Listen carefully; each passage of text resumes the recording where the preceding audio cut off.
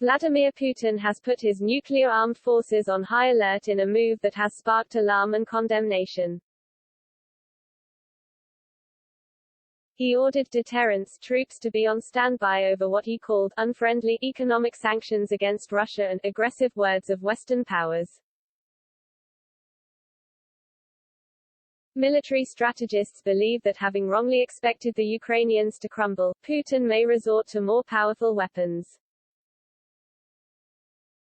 Britain's Foreign Secretary Liz Truss has said Russia using tactical battleground nukes against Ukraine's forces would be an extremely serious escalation. Russian state TV showed President Putin instructing his defense minister and chief of general staff to put their nuclear forces on a special regime of combat duty. He said, Western countries aren't only taking unfriendly actions against our country in the economic sphere, but top officials from leading NATO members made aggressive statements. NATO Secretary General Jens Stoltenberg said, "This is dangerous rhetoric. This is irresponsible. And when you combine this rhetoric with what they are doing on the ground in Ukraine, this adds to the seriousness." White House Press Secretary Jen Psaki accused Putin of resorting to the tactics he used in the run-up to the invasion, which is to manufacture threats that don't exist in order to justify further aggression. Ms. Truss said Putin could use the most unsavory means to secure victory in Ukraine. The Foreign Secretary added, "I fear this conflict could be very, very bloody. I urge the Russians not to escalate this conflict, but we do need to be prepared for Russia to seek to use even worse weapons.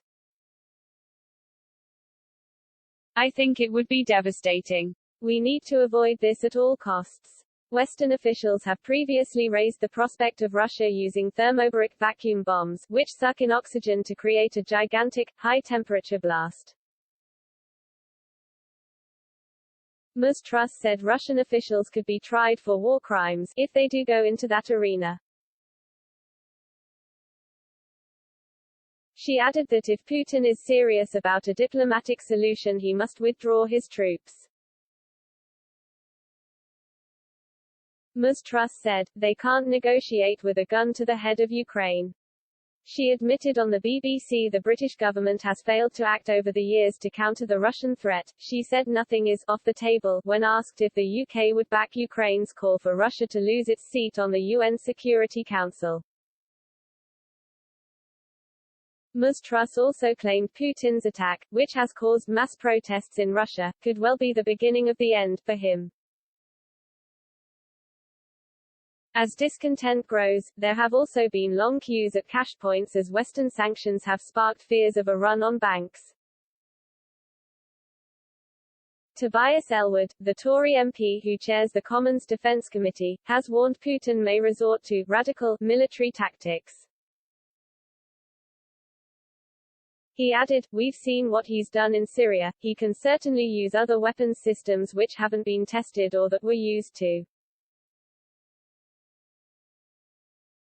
Chemical weapons and the worst-case scenario would be low-yield nuclear weapons." MPs want the Russian ambassador to be ejected from the UK.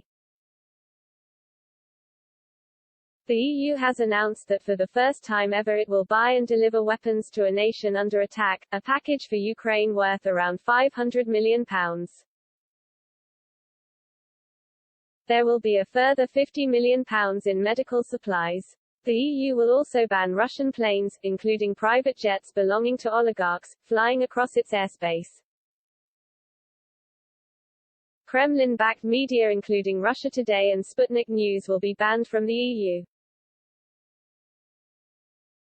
European Commission Chief Ursula von der Leyen said this will stop them spreading their lies to justify Putin's war. Brussels is also extending sanctions to Belarus, which it called the other aggressor. Germany has announced a major shift in its decades-old defense policy. Chancellor Olaf Scholz has pledged a hike in military spending and an £85 billion revamp of the armed forces. He said, "It is clear we must invest significantly more in the security of our country, to protect our freedom and democracy." And in a historical break with Germany's post-war pledge not to export weapons to conflict zones, Mr. Scholz also said he would send missiles for Ukraine to use. The delivery includes 1,000 anti-tank weapons. Even neutral Sweden will send military equipment to Ukraine. It will be the first time Sweden has sent weapons to a country in an armed conflict since the Soviet invasion of Finland in 1939.